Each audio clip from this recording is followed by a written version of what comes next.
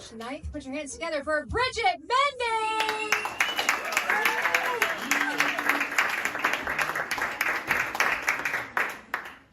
What's up? I'm jittery! Anyone else? My God, the Celsius is going straight to my tits. Okay. Oh my God. Hi. You guys, 2024, I'm counting it. It's my cunt era. That means I have boundaries. If that's okay with you. If not, let me know. I will kill myself. I am in therapy. Yeah, I went back. And I absolutely love my therapist. She is an 80-year-old woman named Linda. And anytime I say anything traumatic, she says, "Oh dear." Which is just boomer for bitch. What? I love her. I hope she doesn't die. I am supposed to be. I got engaged in 2022, which is cool, and we were. Thank you so much. We're doing this thing called a long engagement, which means we're broke. Yeah. I love my fiance. He's great. But we were supposed to originally get married in 2023 around Memorial Day. And we were so excited, setting our date, telling our family, and my aunt comes up to me after I tell her, and she goes, I have tickets to Chris Stapleton that day. Which I was like, I'm so sorry. That wasn't very Tennessee whiskey of me. I should have just called the whole thing off. I'm so sorry. But yeah, so he is more important than my holy matrimony. So we did change the date after that. I will say too, when I did get engaged, I was a little suspicious. So my fiance proposed to me the day before my birthday, which I don't know if anyone else here is a Leo, but what the fuck? I do not want to get engaged the day before my birthday. So when my birthday rolled around, I was like, so what's my gift? And he was like, you just got engaged. So my gift was that I got owned by a man. Every little girl's dream.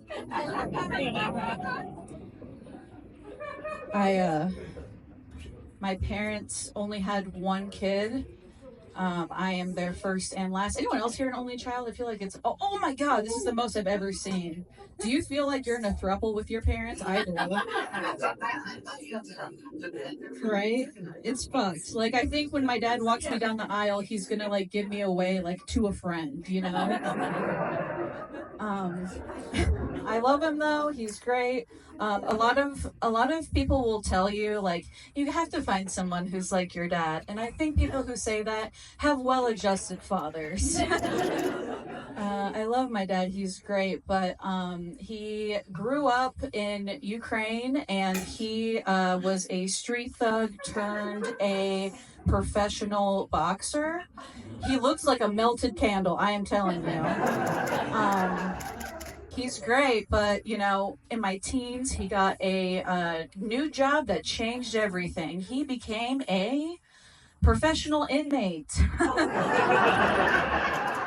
Yeah. He actually won an award the year before he went in, and you guys might know it because it's a pretty widely known award. America's Most Wanted. Yeah. He was runner-up that year.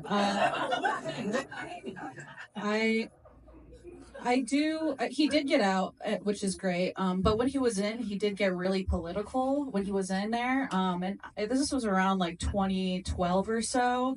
I feel like we're in like a pretty progressive place, right? So he became like a huge Bernie bro at the time. Anybody else here like a progressive at that time? Clap if you were. Yeah? Okay. All right. Well, not the type of Bernie that you think. It was more of a Bernie Madoff. He was a Bernie Madoff bro. Okay. There are some here right now. I do really like my fiance, and he's not like my dad at all, because when I was thinking about who I wanted to marry, I was like, I want a guy with a 9 to 5 and not a 20 to life, you know? And that's kind of what I was going for. Um, I am pretty gullible. When I was in my teens, I was part of 2 MLMs. Because the first one, I was like, this is great. Let's keep these good vibes going, you know? You guys might have heard of the first one. It's called Cutco. Oh my God, there's some representatives here right now. Oh, I love that. If you don't know what Cutco is, it is a company that exclusively hires children to sell knives to adults. Yeah, because nothing says let me buy cutlery from you like an 18-year-old just wielding a butcher knife in your kitchen.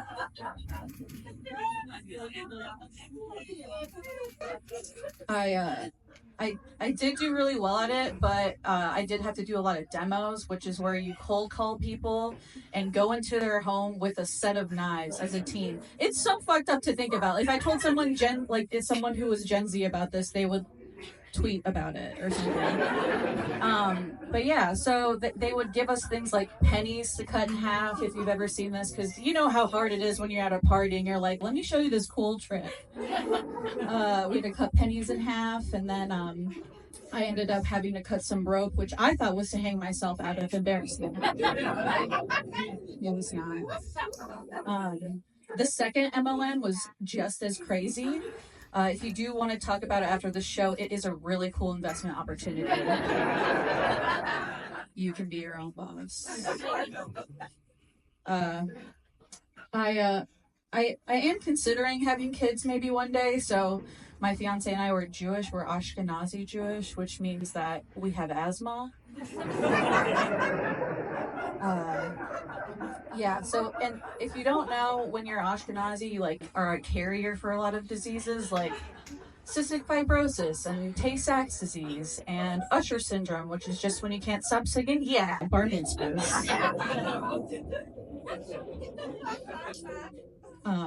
And so we like sent I was nervous, you know, because I don't want to be related, because that's going to be a weird family reunion I don't want to be a part of.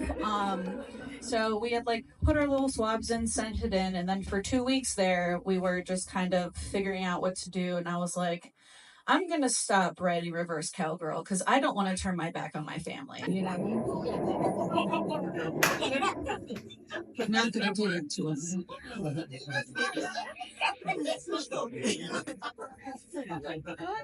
But now when the results came back though, which is good, and we're not related, so that's good. Yeah, thank you.